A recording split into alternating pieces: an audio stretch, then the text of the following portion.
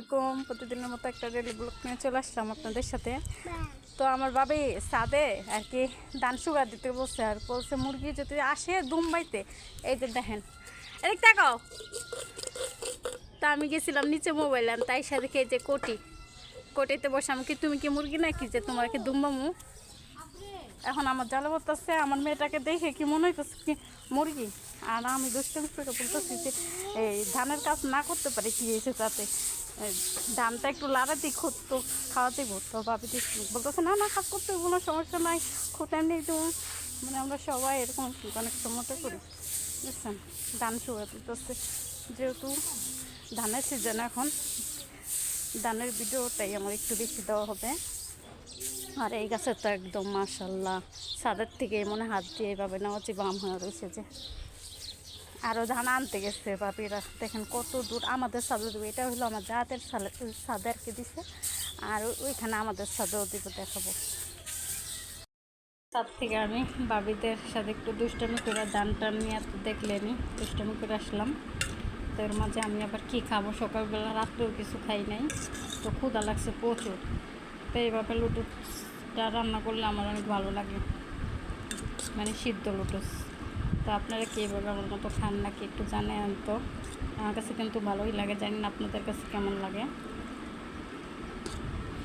আর সেমাইও ভিজে ছিল, লাচ্চা সেমাই। আমার কাছে অতটা সকাল সকাল মিষ্টি পছন্দ নয়, এর জন্য আর কি এই যে লুটুসটা চাল চাল ভালো লাগে আর কি।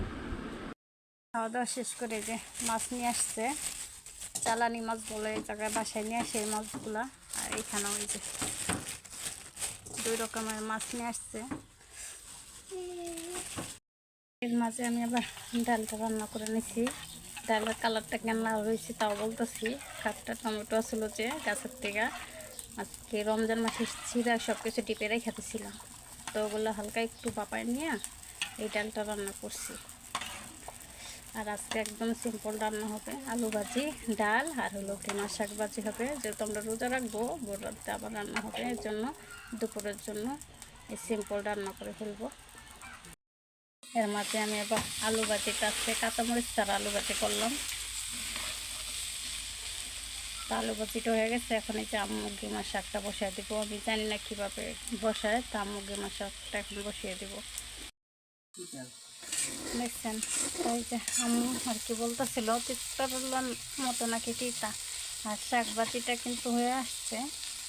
তিত করলার চেয়েও তিতা কি আম্মু, এর চেয়েও বেশি তিতা লাগে না? এটা কি হ্যাঁ,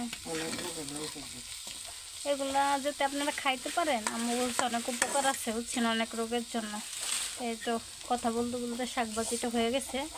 তা আল্লাহ হাফেজ, সবাই ভালো থাকবেন। ভিডিওটা আমার এই পর্যন্ত।